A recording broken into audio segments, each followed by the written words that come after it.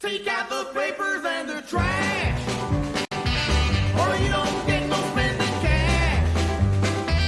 If you don't scrub that kitchen floor, you ain't gonna rock and roll no more. Yakety yak! Don't talk back.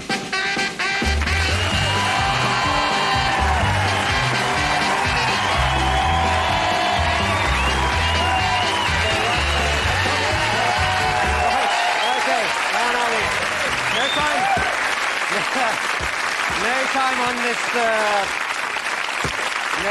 on this special show for jokes about the week's news. We're going to start, though, with a warning. It's quite a serious point, this. Now, shop's doing a roaring Christmas trade. I've been asked to alert you to watch out for thousands of forged £10 notes which are flooding the high street. They're very good forgeries, but fortunately there's one tiny little mistake. If you see there, you see where it says I promise to pay the bearer, there's a full stop when there ought to be a comma. So that's a giveaway on these forgeries, OK? That's that dealt with. Now, also, if you thought that this government was completely out of touch with the plight of old folk who can't afford to keep warm in winter, then you'd be wrong, because they've just published a handy How to Keep Warm guide for old-age pensioners, and there it is, that's the guide. And it just shows they're really caring. Go to the Caribbean is their advice. Now, some royal news in pictures, and Princess Diana's fashion designers have come up with the perfect outfit for her new low-profile lifestyle. Now, it's my pleasure to welcome a man who in 1993 shot from obscurity to being very much one of the men of the year, following his extraordinary claims to have been abducted by aliens to another planet. So for another out-of-body experience, please welcome Mr. Norman House.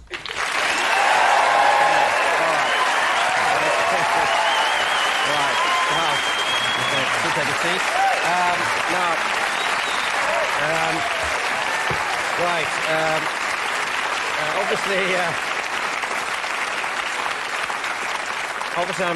Obviously, I'm going to ask you about the alien experience, but Yes. First I would like to sort of establish, who you are and where you're from. What do you do for a living? I'm a quality controller in a leading biscuit factory. All right. It is my job to test biscuits for comestibility. Yes. And I do this by biting into them. Yes. Tasting them for flavour and texture. Fair enough. And if the biscuit is satisfactory, I allow another 4 million to go by. Right. And it's... Yeah. I haven't tested this No, one. no, I'll take that one on trust. Now, this is where do you do this biscuit testing? Where do you live? Ipswich area, environs of Ipswich. Environs is of where I Ipswich, test right. the biscuits, yes. Oh, well, it's a popular area, apparently. It's very quiet. It nestles in a little valley where we live. We're surrounded by countryside, and we have a small garage. Yes, well, you paid It's a fascinating area, Ipswich, because it's where the Romans first put down their Roman baths were put down in Ipswich.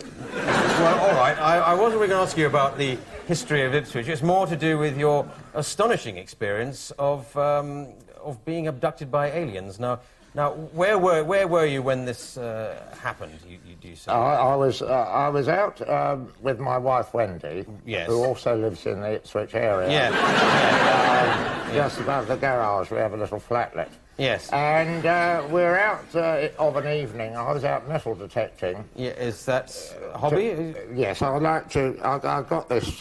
Right. Actually, I found this metal detector years ago. I was very lucky because I borrowed a friend's metal detector. Yes. And I was out detecting. Yeah.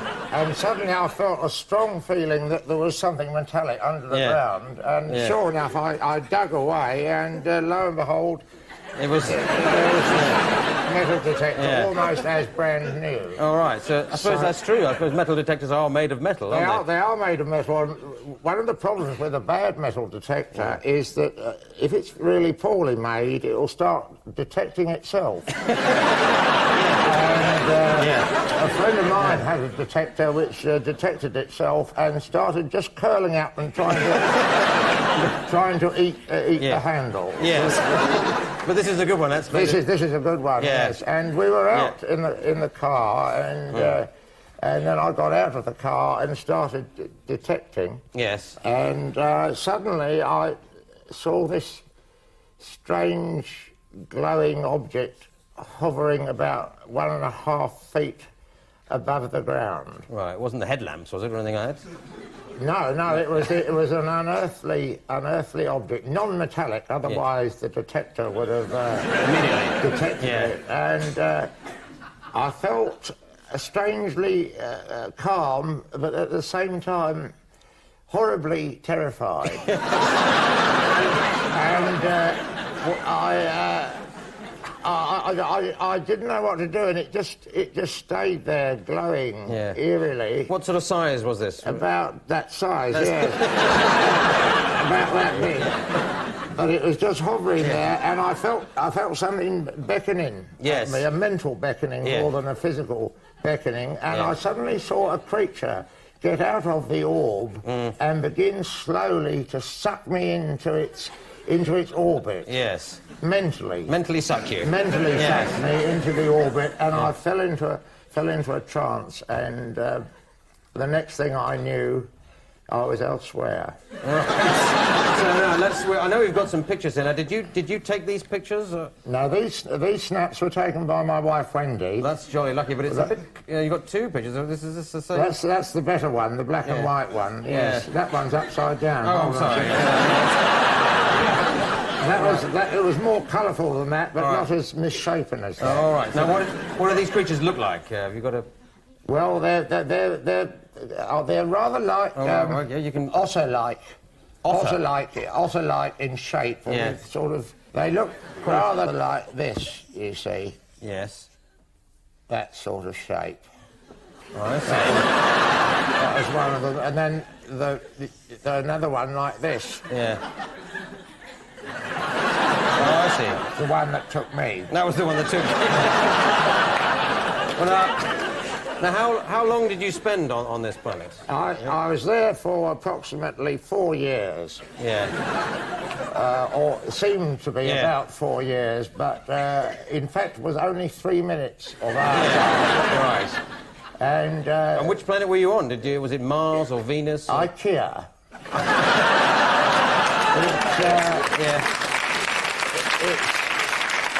There are people who arrived millions of years ago in cardboard boxes and were forced to assemble themselves. Yeah. I see. Probably accounts for the strange shape, I suppose. But... Well, yes, they had no instructions. Yeah. And why were they interested in you? You in particular, or us at all? I think they shared my love of metal. Yeah. But it was mainly because they have a museum up there devoted to rock and roll. Yeah, our rock and roll. Our rock and roll. Yeah. And the only rock and roll they've ever heard was Manfred Mann. Yeah. And they were unsure about the lyrics of one of his hits, which was... There I was, walking down the street, going do-a-dee-dee-dee-dee-dum-dee-dee. And that bit of the lyric was missing. All right. So they only got up to dum-dee-dee-dee-dee-dum-dee-dee, and they wanted to know what came after it. And were you able to tell them? No, I didn't know that lyric. So they were most dissatisfied with me, and... they are dissatisfied with everything, really, up there. Well, how do they communicate with you? Could they speak English? No, they think they can speak, and they communicate through thought waves. Yes. Through vibrations, timeless eon vibrations. And you could pick this up, could you? I could tell that they didn't like what they'd got. Yeah. What's the atmosphere like on the planet? Well, it's very thin. Very thin atmosphere. If I hadn't had some air in my jumper and my socks with me, I would have probably been stifled because it's just what I imagine being in Mexico City's like. Yes. So what do they do, like for air, for breathe, for food? What do they eat? They've been on a diet for 2 million years because. They don't eat. They have no stomachs or no mouths. They just have, well, I'll show you the pictures. They just have a shape of an otter and 2 slit eyes. Yes. So it's a good thing they don't eat because there's really nowhere for them to put the food. Has this experience to change you in any way? Yes, it's an experience like that. In fact, that experience made me realise just how insignificant they were. Well, thank you very much for doing this. Norman Huss. Okay, now, move on. Got some international news in pictures, and bail jumper Azal Nadir was pictured only minutes after sacking his plastic surgeon. Okay, well, now, when it comes to football, one man has for many years been the most noticeable, the most controversial, and occasionally the most successful manager this country has ever produced. His pithy words and abrasive style make him as famous off the pitch as he is on. Ladies and gentlemen, please welcome Alan Latchley. Okay, Alan.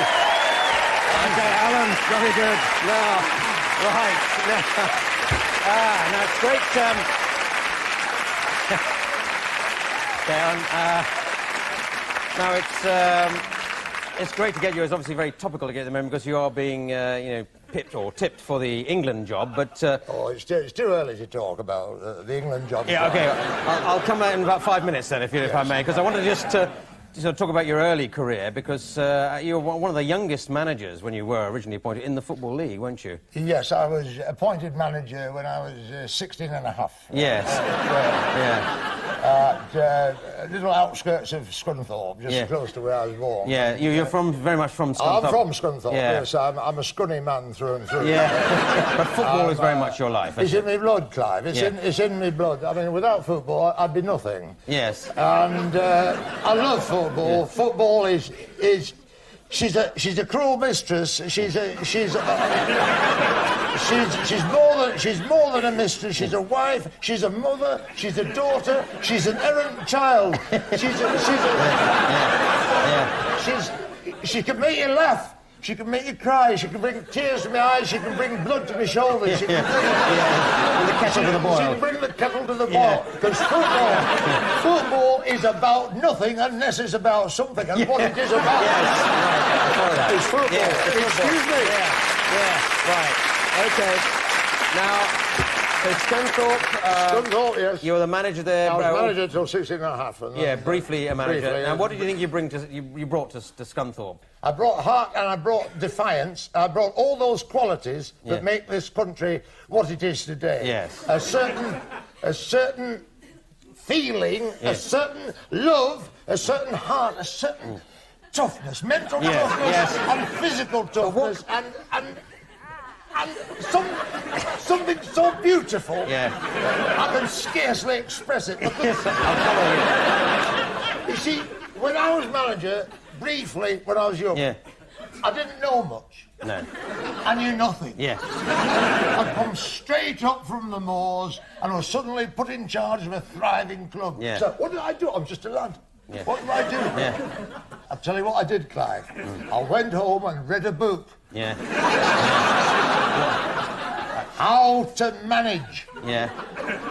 Whose book was that? That was my dad's book. How I managed. Yeah. It was not about football, but it's about life in general. But what do you say you have to do to get a team going? What is it? What is the quality? Belief. Yeah. Motivation. Motivation. The 3 M's. Yeah. That's what football is about. It's all about motivation. You've got to get those boys on the pitch motivated. Yeah. So it's no good saying go out and buy some ice cream, go to the pictures. You've got to tell them what they're doing. You've got to motivate them onto the pitch. Push them out with forks if you need to, but get them out on the pitch. And then when the game's over, get them in again. Now, you went to Hartlepool and you had the system of getting them angry. Is that well, you know, rage is very much an adrenaline-inducing factor in all sports. Yes. I mean, Linford Christie wasn't in a good mood when he won the 100 metres, was he? Well, he was afterwards. Yes, but you've got to be in a rage to bring out the best in yourself. And what I do to my players is one of the tactics I did, this is an early tactic, was to kidnap their wives. 3 all girlfriends. Yes. Girlfriends or wives, I'd send them all on a bus up to Grimsby with no ticket back, and the lads went mad. There was one game against Rotherham, my whole team was sent off almost as soon as they got on. Right. Now, the other sort of weird thing you used to use, I say weird, but... Odd. You're quirky. Quirky. Your father was something to do with the circus. Now, how did that come in? The great Escapini, my father was... he used to do a vanishing act. He would lock himself up in a suitcase, usually in a hotel room. Yes. As soon as the bill arrived. And he would escape from the suitcase. And with that background, I formed the Escapini Defence. Right. Which consisted of a 10-man defensive unit. Yes. I had them stood on each other's shoulders in the goal mouth with their back to the opposing team, and they just sit there and we'd rely on rebounds. All right. Yeah. But you only lasted, what, a couple of weeks at Hartlepool? 2 weeks. 2 weeks, yeah. Well, I'm a scunny man, and they don't like scunny people. No. And along with many other bands, you went to Manchester City. Man City, yes. That's where I introduced the concept of equal playing facilities. Namely, that if you had skillful people on your team, that was no excuse for them playing better than the others, because it makes the other ones feel, you know... Inferior. Which, well, let's face it, I wouldn't say this, you know, if I had a team with me now, but some of them are worse than the others. Yeah. And my tactic was to get them all down to exactly the same level. Right. What about... I'm going to bring to the England manager's job now. What... I mean, you're a friend of Graham Taylor's, I know. I'm a friend of Graham, and I won't speak ill of the man. No. He did a cracking job. Yeah. When you look at the potential that he had there and his ability to transform it into those results, you have to realise you are dealing with somebody unusual. Well, you say you won't speak ill of him, but you have spoken ill of him on TV programmes and indeed of every other football manager. So what is it you think that you could bring to the England job that your rivals couldn't?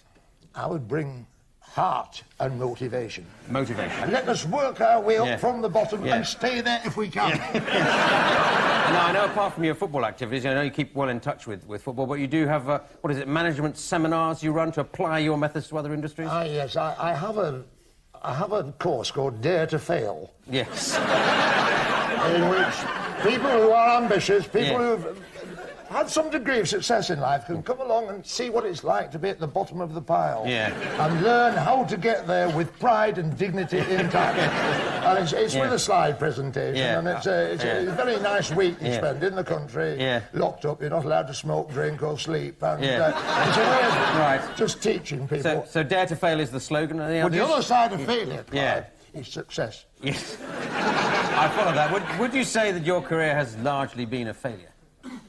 Or a success. Depends on how you look at the game. Just toss it in the air, let it fall, you know not where. Yes. But I can look myself in the mirror in the morning and say, there is a man. Alan Latchley. Okay. Okay, well, we're going to take a break now. See you after that. Bye. Sorry.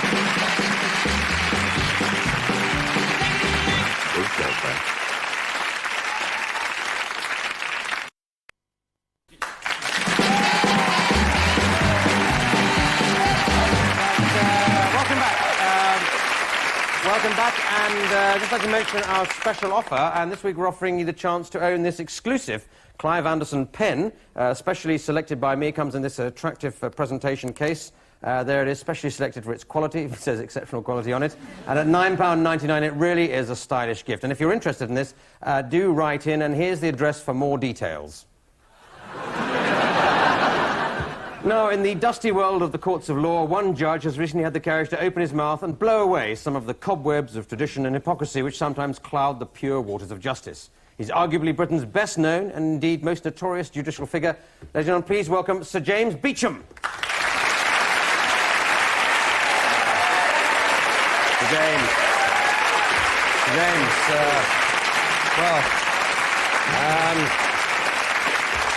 it's good to see you, Judge. Well, I say Judge because you're actually, what is it, sort of suspended at the moment, aren't you? Yes, I'm temporarily suspended for some mistake, judicial mistake, apparently, I was deemed to have made. Yeah, it's being considered by an inquiry. It's being considered by my peers, and we should get the result very soon. Yes. It was an incident arising from defendant being shot. Yes. In court. By you? By myself, yes. There was a particularly unpleasant young woman with specs who was up on a charge of shoplifting. Yes. And I really became extremely irritated with her because her testimony was obviously full of holes and completely untrue. Yes. And momentarily losing patience, I just vaulted over the dock and got her straight to the heart with a little Derringer always carrying this bucket. I hope you haven't got it now, but capital punishment has been abolished for some time now. Yes, it has, except in my neck of the woods. It's very much an individual choice, I think, whether one executes, and it is a deterrent, I think. Well, I suppose so, but it's very much you as a judge taking the law into your own hands. Which, well, who better to take the law into their own hands than a judge? Yeah, but you come from a long line of judges, though, don't you? Your father was a judge before you. My father was a judge before me, yes, and his grandfather was a judge. And, before him? Before him, yes, long before him, actually. We go back in sequence. Yes. I would imagine so. As far as one can remember. Now, you've always had, I've no doubt, a sort of strong sense of right and wrong. Even at school, didn't you do something? I hanged a boy at school.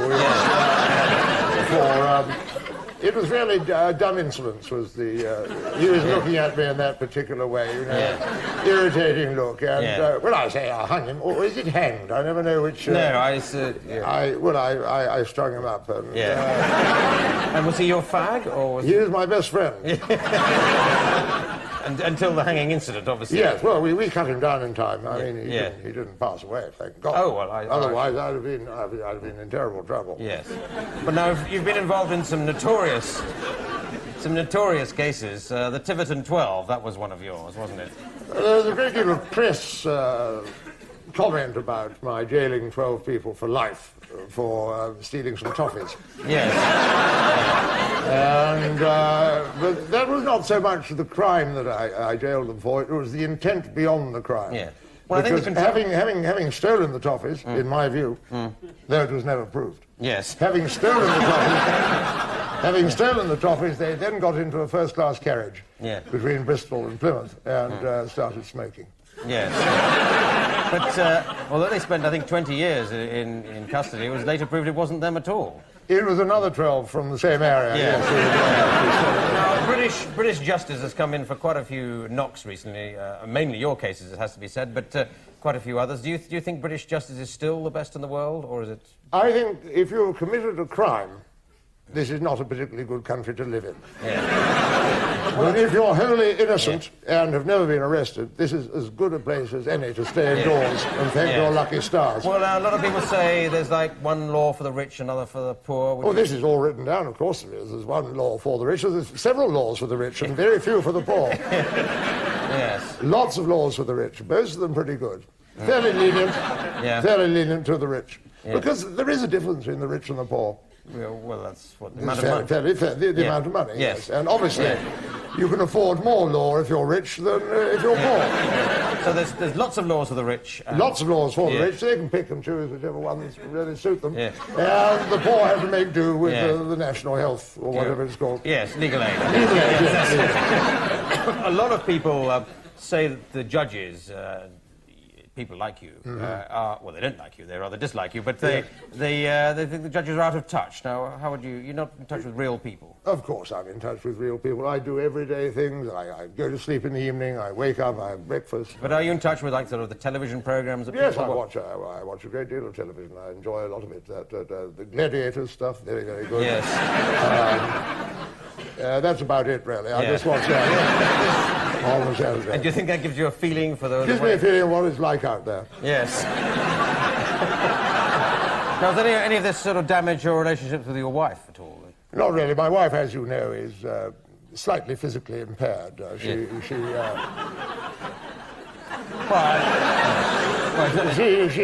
fell off a horse or was pushed off a horse. Nobody really knows. But well, you were there. You must know. Well, I thought she fell, but it's very hard to tell at that speed. Yeah.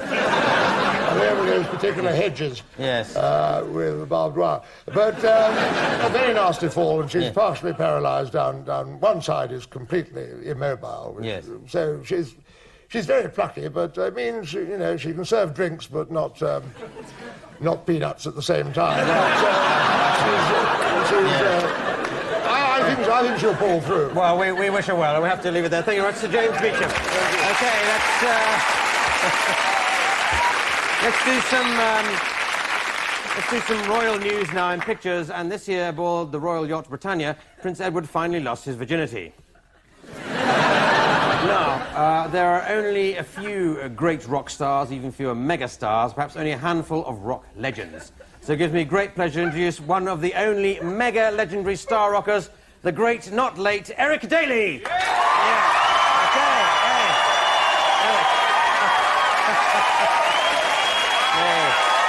Eric. Hey. Eric.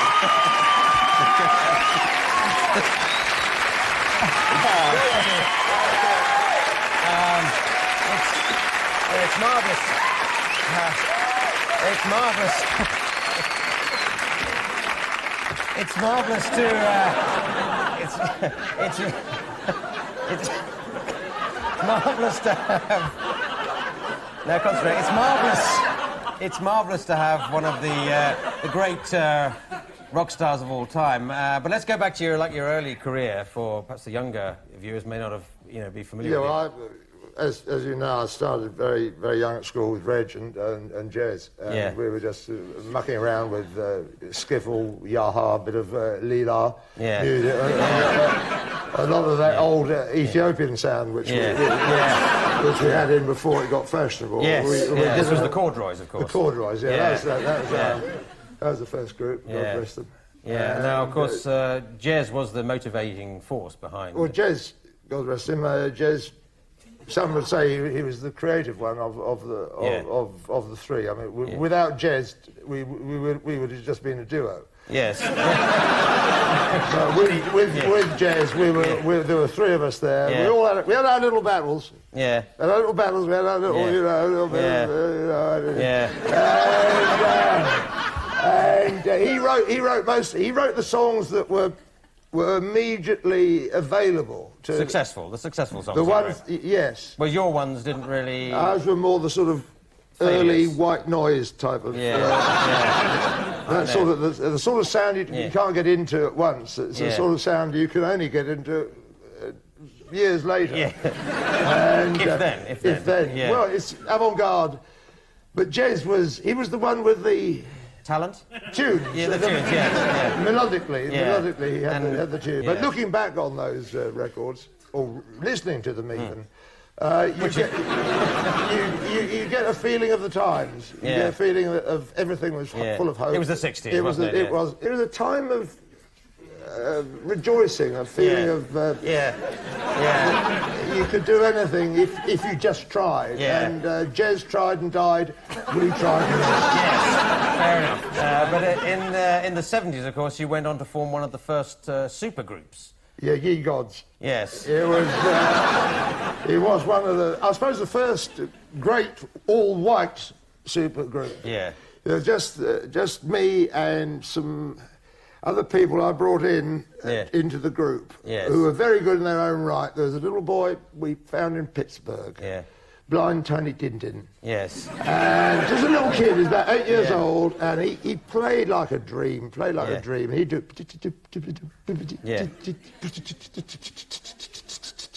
He was the drummer, was he? No, it's vocals. It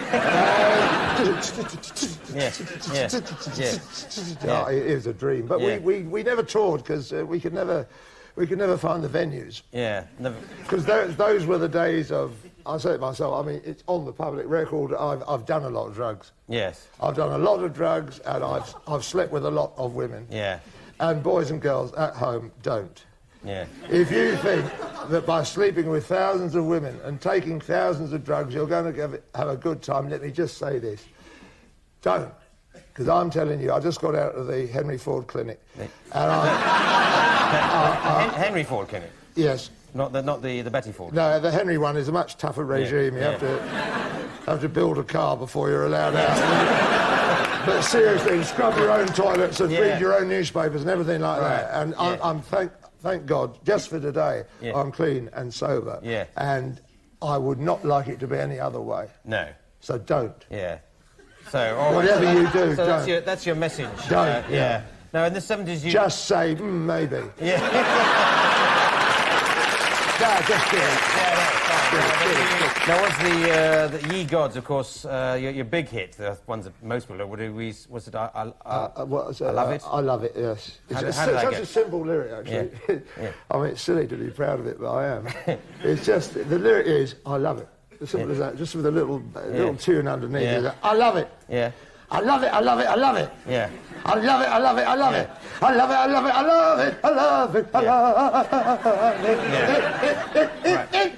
And then, of course, you need all you need all the other people there at the same time. Yeah. It's no good just doing it. Al Policello, whatever it is. Yeah. Fair enough. Now, what about your film career? Because that's been a bit up and down, hasn't it? I think I made a mistake in accepting the parts I did. Yeah. I should never have played Edward the Confessor. Yes. I was at a loss. It wasn't my territory. No. Now you've been very interested in the environment. Yeah, I love it. I love it. The environment. Can't get too much of it. Yeah. It is such a great thing to have, and we are the only species in the world, Clive, who systematically goes around destroying it. Yeah. You won't get a whitebait going, say, no. Let's find. You won't find an anchovy going into the rainforest and saying, let's tear it all down and put up a hotel. That's true enough. But only man. Yeah. And without the environment, we would not be able to live. This is my view. Yes. And that's why I think we should succour it, harbour it, look after it, as if it was our own child. And of course, you have your own anchovy. Child, yes, I have my own child. Yeah, no, but you have your own anchovy farm, don't you? Yeah, it's just a small contribution to the environment. It's an unnatural salt lake which I've built in Hertfordshire. Yes. Where I've got anchovies, millions of them swimming around and breeding, and it takes a bit of money to keep going, but it's lovely to see them happy. And the swans, the black swans fly over, swoop. And I said, don't you dare! Don't you dare! I'm saving these little creatures, and just because you're peckish, mate, doesn't mean I'm not going to blast you out of the sky if you come by. You're very keen on me. There's irony there. Yeah, there is. So you've come a long way from your early days. I've come a long way from my early days. Yeah, those early rocking days, owning a country house and everything. Yeah, I love the country. We were lucky enough to have a place in the country very near town. So we've got the best of everything, really. Yeah. And Laura adores it, you know. She's just my wife. Your fifth wife, isn't it? Yeah, she's came after the fourth one. And, she's a beautiful woman. Very wise. Yeah. Very, very wise. Yeah. Probably got more wisdom in her than I have. Yeah. That's possible. Now, I've got to ask you, because I won't be forgiven if I don't know, is there any chance of Ye Gods reforming? What can I say? Well, yes or no would be handy. It's on the cards. It's on the cards? There's a big gig for the environment in 2004. Right. And we're hoping to get everyone moulded in and melded out and get them all in from all over the world and get them all on the stage and just play that stuff again. OK. Well, I want to be there. Be there, Clive. OK. Right, well, thank you very much. Eric Daley! OK,